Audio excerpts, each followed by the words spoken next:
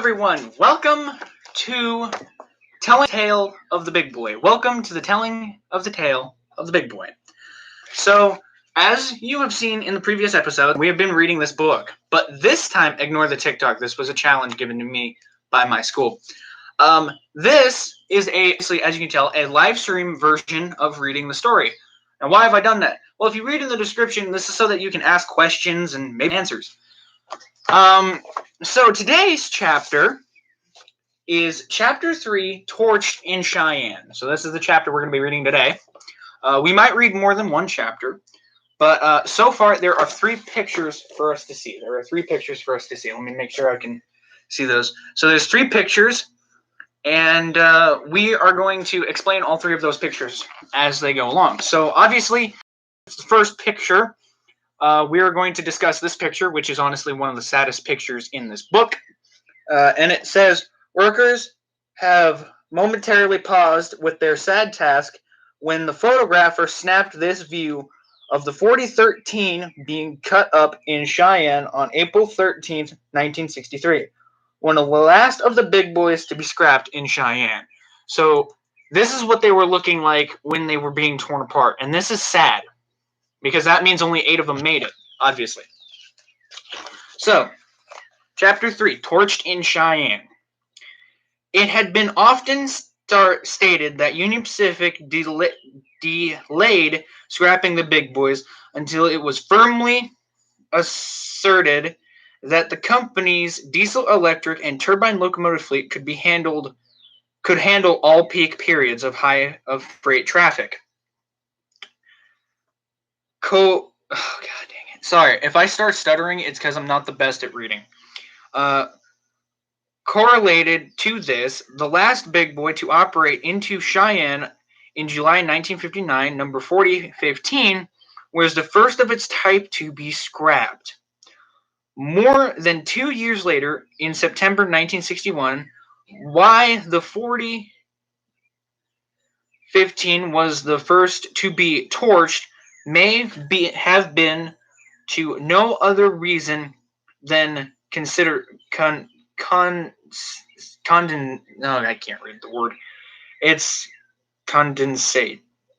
A total of 17 big boys were scrapped over about a 2-year period, on account that the shop forces at Cheyenne were then being reduced.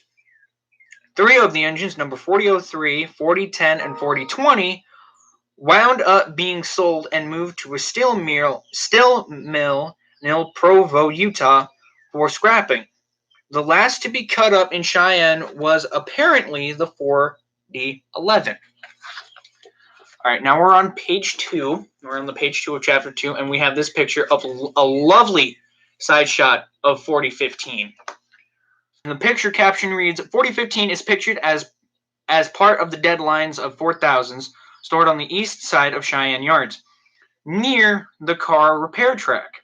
On March 31st, 1961, the 4015 would be torched that September, the first big boy to be scrapped, which is sad. Also, you can see that my class ring is crooked. I do apologize. Its scrap date was given as June 14th, 1963. The 3 engines moved to Provo were reportedly not immediately scrapped and may therefore have been the last big boys to be torched. In Big Boy Requiem, an article appearing in Railfan and Railroads in December 2003, steam enthusiast Ron Steele stated that he visited Cheyenne in August 1962. There, he witnessed the 4021 being cut up inside the shop buildings. The likely reason why 4021 was scrapped indoors was in order that the shop's overhead crane system could be used to lift large pieces of the scrapped engine into gondolas spotted inside the shops. However, the majority of the 4000s were cut up east of the depot area in an area of the store department known as the scrap docks. Here the workers have access to utilities connections for large quantities of oxygen and acetylene needed for their torching in order to carry out their grim work. The dramatic cuts in employment that took place at one time major steam locomotive servicing terminals at the end of the steam era provided for an iconic situation in Cheyenne. As time permitted, a number of former UP shop employees there were assigned to scrapping both big boys and other UP steam they still stored at Cheyenne. Those who had at one time been assigned to carefully repair and maintain the 4000s now became their executioners. And so the very bottom picture here, it's very hard for me to read it, so I'm going to read it sideways. Scrapping of the 4013 in Cheyenne, opposite page, which we've seen right here, had been largely completed when this shot was taken of one of its articulated cylinder blocks during April 1963. The cylinder on the big boy had been irregularly cast as a part of two steel engine beds used in the locomotive's construction. Also, to whoever who has joined the stream, welcome. Hello. That was actually an extremely short chapter. We are now moving on to Chapter 4, The Chosen Few. There are two pictures to be seen. I'm going to see how long this chapter is. It is a decent number of chapters long. Most of it is pictures, though. But we will continue. Challenger 3985 to the left and Big Boy 4023 were viewed in Cheyenne's roundhouse on July 15th, 1961. Both were stored in the roundhouse here from about 1960 to 1974. This period during the time in which they were moved outside earlier for display or to make room inside the roundhouse for other equipment. So there's a picture. And so if I can get the picture steady, this is the Challenger here. This is the Big Boy. Now someone's going to ask me probably, well, how can you tell the difference? The Challenger doesn't have this long nose on the front, and the shield on the Big Boy was actually mounted underneath the lamp. For the Challenger, it was mounted right up here on the smoke box so that you could see that it was different. So you see, looking at the Big Boy here, so here's a better picture of it, which we will discuss later. The shield is lowered here under the headlamp. 2 axles smaller. So the Big Boy was a 4884, as discussed in a previous episode, and the Challenger was a 4664. So it was 2 axles short. All right, Chapter 4, The Chosen Few. The idea of preserving examples of big boys apparently began as soon as it became clear that these years of active service were numbered. Officials of the Museum of Transportation in St. Louis began soliciting Union Pacific for the donation of a big boy as early as 1954. UP correspondence from 1956 to 1960 indicated that several other museums as well as cities and organizations made similar requests. Some were apparently turned down because of the potential recipients already had a smaller class of UP steam locomotives on display, or because it was felt by UP management that the community or museum would not be capable of taking care of a major artifact such as a big boy. Of the 8 locations where big boys were on display, Cheyenne and Denver are the only 2 sites where 4000s were regularly operated. It is apparently no longer known for certain how UP officials decided which big boys would be donated to the recipient museums. While today it seems obvious that the class engine of the big boy number 4000 would have been top candidate for preservation, it was not spared, having been torched in November 1961. It is likely that the UP mechanical department first scrapped those engines that were due for major repairs or needed to meet certain interstate Commerce Commission's requirements. The last kept would be those in better mechanical condition.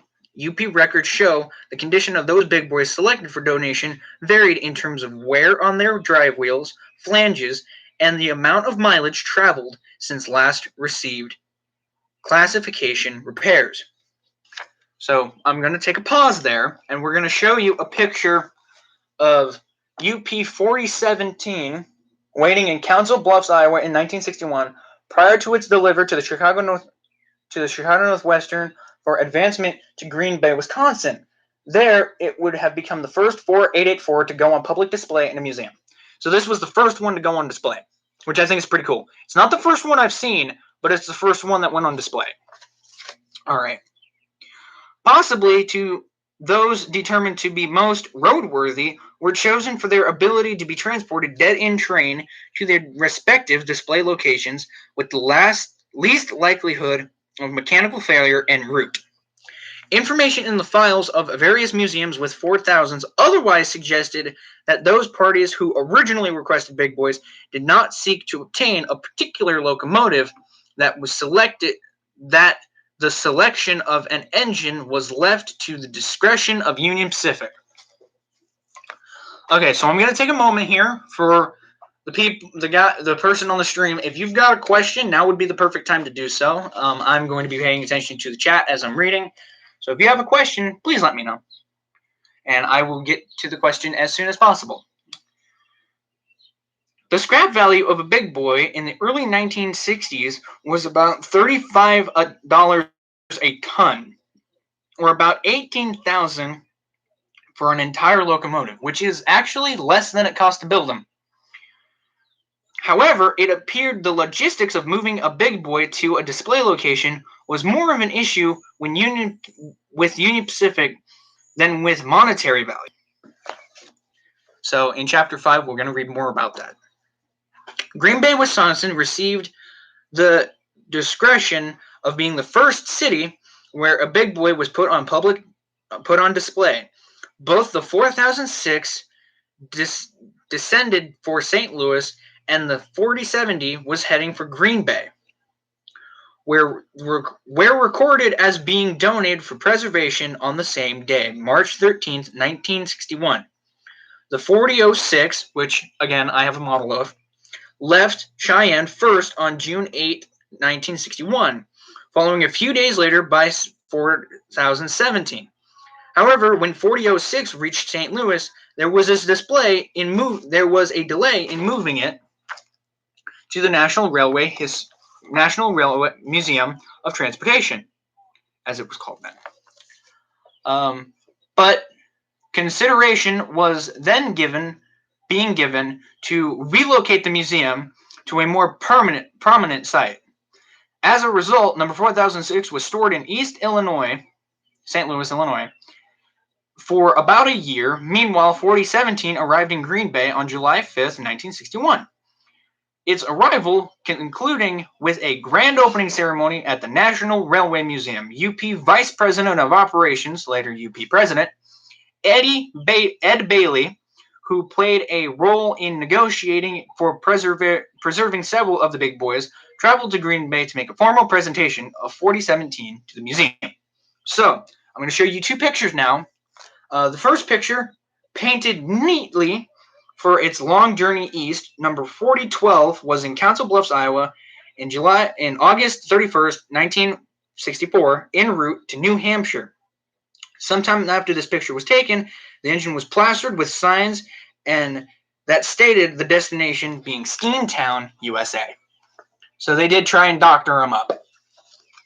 The second picture is by chance. Photographer Dick Kindling caught the 4018 being moved around the Cheyenne yards by a diesel switcher on October 17, 1964. The engine was being prepared for transport to Dallas to join the extensive locomotive and rolling stock collection maintained by the Age of Steam Museum. So we're going to show that picture without trying to give off most of the chapter. So there's a picture for you. Alrighty, so where did we go? Oh, yes. We are up here. Active and retired UP employees did play a major role in preserving one big boy, the closest to its home terminal heritage, members of the local Union Pacific Old Timers Club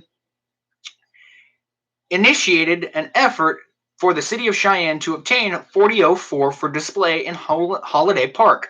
However, because the intended display site had been part of the park lake and there was therefore soft earth, a concrete display slab had been built to hold the locomotive's massive weight, which was 600 tons. The club, which sold raffle tickets to raise funds for the slab, collected more than $2,000 Donated labor and costs were otherwise used to bring the 4004 to the park via skeleton track on June 28, 1963. If you don't know what skeleton track is, it's basically dummy track that looks kind of like scaffolding almost, but it's all built for rail purposes, and they jack it up so that it's level, so that it's kind of like an incline, but it's also they do what they can to make it level so that it goes from the main line onto wherever they're trying to get it. So, for instance, the 17 in the Boone and Scenic Railroads has skeleton track, I believe, but I think they're just keeping it there for now. I don't know. Don't ask me. I've worked there, but I'm kept out of the loop right now. One by one, the big boys, otherwise destined for display existing in Cheyenne, by late 1946, only the 4023, along with 4664 Challenger 3985, remained in storage in the Cheyenne Roundhouse as part of the railroad's then unofficial Steam Heritage Collection. The 4005 was moved to Green River, from Green River to Cheyenne in 1968, and became part of the collection until it was sent to Denver for the Forey Museum of Transportation in 1970. Years of speculation as what might ultimately be done to 4023 included being restored to service, continued until the engine was towed to Omaha to be displayed at Omaha UP shops. When 4023 departed Cheyenne on September 25th, 1974, the 4004 was finally alone in representing the big boy legacy at the base of Sherman Hill.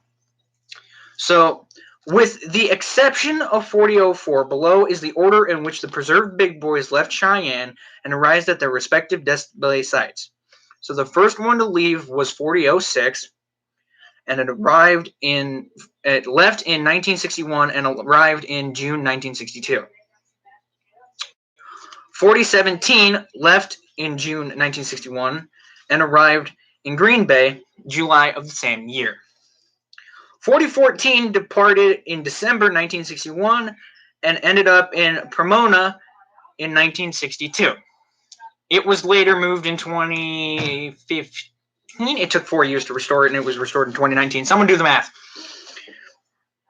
4004 was moved to Holland Park in 1963. 4012 departed August 1964 and arrived in North Walpole in 1964. So it arrived the same year it left. 4018 departed in October 1964 and arrived in Dallas in 1965. 4005 departed Cheyenne and arrived in Denver in 1970. And 4023 departed Cheyenne and arrived in September, 4 years following 4005 in 1974. So the next is 4 pictures of the preserved units. So the first picture is, the first 2 pictures are of a 4023. The next 2 are of 4005. So here are those pictures for you. The picture on top is them in their roundhouse, and the picture of them on the bottom is them being preserved. So this is 4005 here, and this is 4024, I think. Did I get that right? Yes, I did. 4023, 4005. All right, now we're on to chapter 5.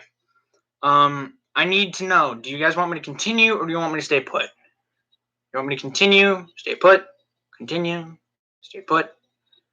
What are we doing? Because I can keep rolling for another at least few minutes, give or take. I am going to take a drink, so. Not sponsored by Pepsi. We could stop in the 40s and end up having the timestamp be somewhere as a 44,000 class. There's an idea. We'll do that. All right, Chapter 5, Moving the Big Boy. Moving a big boy to its final display site was an opportunity for those along its travel path to personally encounter one of the former rail giants. It still is a rail giant. No one talks about it. Actually, everyone talks about it. This was especially true for the railroader faintly. Here in 1961, the 4006 had been stopped in Hastings, Nebraska, to make its have its rods greased while en route to St. Louis. Posing with the steam behemoth was local UP employees to the left, Frank Kivler, Lyman Guildford, and H. Stepheit. So there's the picture of it being posed with, and then you can see in the corner, obviously, UP turbine. We are not going to talk about UP turbines, although I will show a picture of UP turbine number 18, one of the newest of the UP turbines, credited for pulling Big Boy out of the pasture for good. Ironically, had a role in preserving of 4017 on June 16th, 1961. Number 18 was eastbound near Omaha with a drag of freight consist that included 4017, as the latter was being lowered in Green Bay, Wisconsin. So there's the picture of the turbine. You can see it right there. And then just barely, because of how bad my camera is, you can see the 4000 back here. You can see the Big Boy sitting right there. All right. As it would have turned out, 4 of the 8 preserved Big Boys found final retirement sites that, at the time of their original donation, were some distance from the home rail of Union Pacific. In these instances, it would not be an easy task to move an example of the world's largest inactive steam locomotive, a routing that involved a number of other rail carriers had to be arranged and paid for.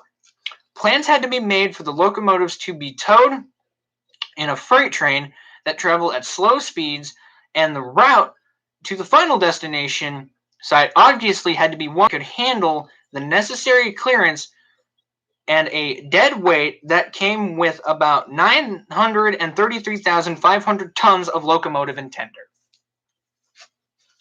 One example of the details involving acquiring and moving a Big Boy was that the number 4012, now in Steamtown National Historic Site in Scranton, Pennsylvania, I nearly went there, but originally donated to Steamtown, USA at its original location in New Hampshire. The late and noted steam preservation F. Nelson Bonet, sorry if I screwed his name up, had originally approached UP Chairman E.R. Harrisman about having the 4000 donated to his postponed state-operated railroad museum in New Hampshire.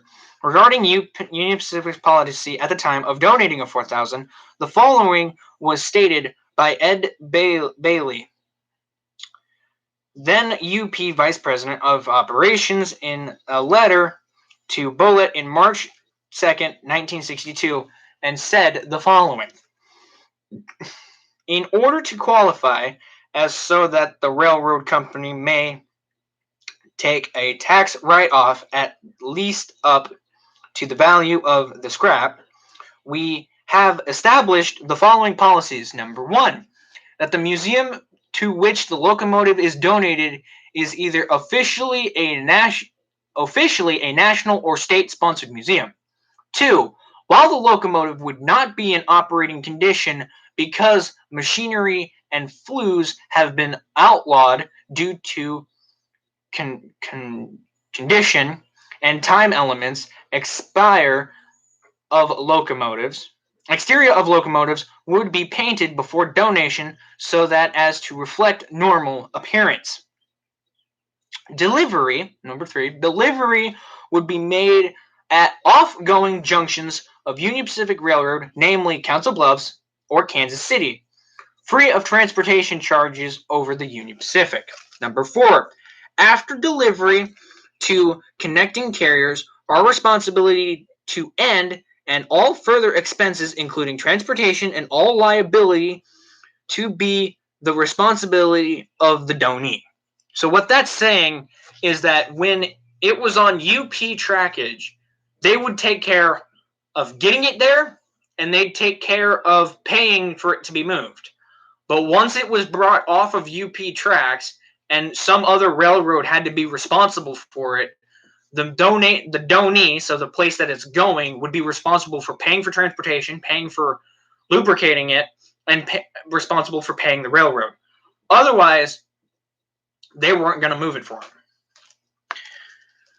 Doubt subsequently was able to provide a satisfactory explanation to Union Pacific as to his desire to establish Steamtown, USA as a state-owned railroad. In the follow-up letter dated April 26, 1961, Bailey told Blount that, quote, "We look with favor upon this donation and will appreciate it if you arrange to have the governor of the state of New Hampshire make a formal application on us for this gift.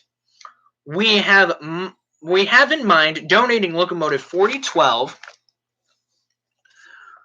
We should propose to paint the locomotive and place it in condition for movement dead in train with pistons pulled and rods up, and will appreciate your furnishing us billing instructions. All forms of liability and connections with the locomotive to rest with the donee after delivery to the connecting carrier you may designate at Council Bluffs, Iowa. However, almost a year would pass before any further serious." So that was the end of the letter, right up there near Council Bluffs, Iowa. And there is actually a picture of the letter. There is a picture of the letter that was sent, and from the, I believe, Burlington lines, confirming that they're going to take the engine. As this letter shows, Union Pacific's longtime competitor, the Chicago, Burlington, and Quincy, solicited F. Nelson Blount for the opportunity to haul 4012 from Council Bluffs, Iowa to Chicago during the engine's movement to New Hampshire and Steamtown, USA. This offer was not accepted. It was not accepted. CB&Q was denied the chance to have a big boy. So, Continuing with regular book, not quotes. However, almost a year would pass before any future serious action on donating the 4012 would take place, when plans for the state-sponsored railroad museum in New Hampshire fell through on the account to change. Gamer Mom's walking through. Everyone say hi to her, please, and thank you. Would change in the state's political administration. Blount then created Steamtown, USA as a foundation. Finally, in a letter to Bailey on March 21st, 1963, Blount outlined his continuing hopes to get 4012 to North Waterpole. Quote, "I have asked the Traffic Executive Association of the Eastern Railroad Conference to clear a special rate for the movement of this UP locomotive number 4012. And currently, they are finalizing the approval of this special rate. We would like to take delivery this late this spring, if possible," end quote. However, after still more delays in order to complete arranging regarding the formal organization of the foundation, the 4012 was finally shipped east to North Waterpole in August 1964. Number 4012, upon delivery to Union Pacific in 1941, had been routed to Schenectady, New York, to Council Bluffs, Iowa, via the Delaware and Hudson and Erie the Delaware and Hudson, the Erie, the England, the Joliet and Eastern, and the Milwaukee Road.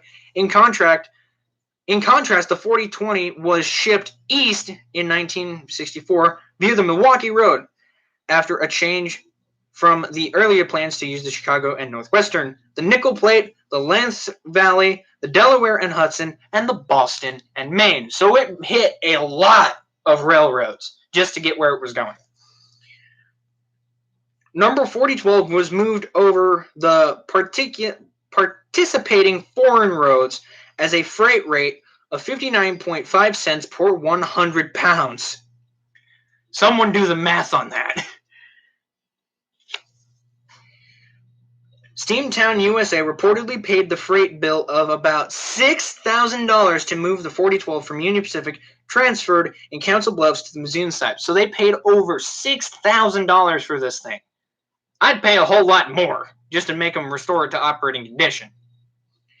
As happening with most of the museum-bound movements that involved Big Boy, the 4012 had its moments amongst human-like protest at the notion of moving into permanent retirement. While the articulation of the Big Boy helped to negotiate tight curves, the rigid wheelbase on the 14-wheel Centipede tender was another matter.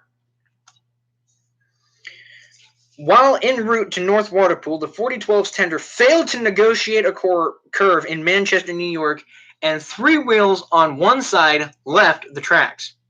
Railroad employees resorted to building a platform for the wheels to move over. Another engine then pushed the tender and locomotive forward, allowing the wheels to catch the metal rod that pushed them back on the rails. So it nearly came off the tracks. That's telling you how big this thing is. As suggested earlier, the length and weight of the Big Boy could also prove a problem. Santa Fe employees learned that when transferring number 4018 from Santa Fe tracks to the Texas and Pacific on the locomotive's final move to the Age of Steam Railroad Museum in Dallas in August 26, 1965, after delivery from Gainesville, Texas on Santa Fe Extra 209 South, the 4010 was transferred to the interchange, whereupon the rails started turning over beneath the engine, which means it was pushing so low that the rails were doing this. At least that's what I think it means. Okay, hang on, where was I? Meanwhile, since 4010's tender had cleared the main line, but not an adjoining signal circuit that protected the main, this meant 2 Santa Fe passenger trains were delayed on the account of having to be flagged through the red signal caused by the Big Boy. Santa Fe's employees eventually discovered that the upper of 2 drawbars between the engine and the tender were binding, which means they were basically rubbing up so that they wouldn't spin. All right, we're binding.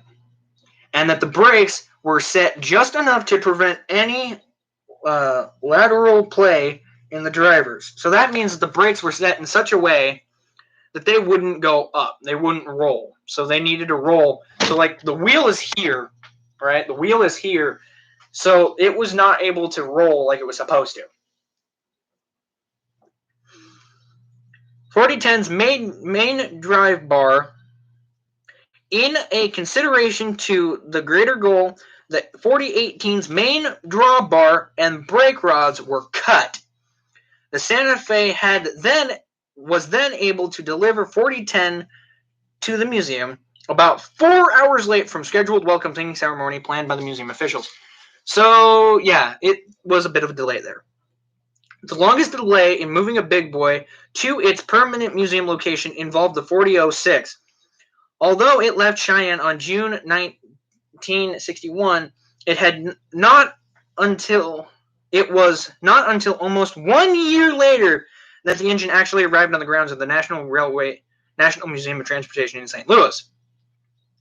The delay was mostly due to an unsuccessful protocol at the time of relocate the museum to a riverfront location near Jefferson National Expansion Memorial,